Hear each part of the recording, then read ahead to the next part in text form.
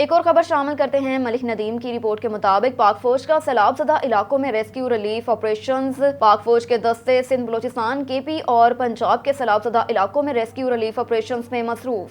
پاک فوج کے شعبہ تعلقات عامہ ISPR کی طرف سے جاری کردہ بیان کے مطابق سندھ میں حیدرآباد، سانگڑ، بدین، ٹھٹھہ، جامشورو، نوشہر و فیروز اور سندھ کے مختلف اضلاع میں ریسکیو ریلیف کی کارروائیاں جاری۔ بیان کے مطابق کراچی سے فوج کے 2 خصوصی ہیلی کاپٹر اندرون سندھ کے متاثرہ علاقوں میں امدادی اور سرگرمیاں تیزی سے لانے کے لیے روانہ کیے گئے۔ متاثرہ علاقوں میں راشن تقسیم کیا جا رہا ہے۔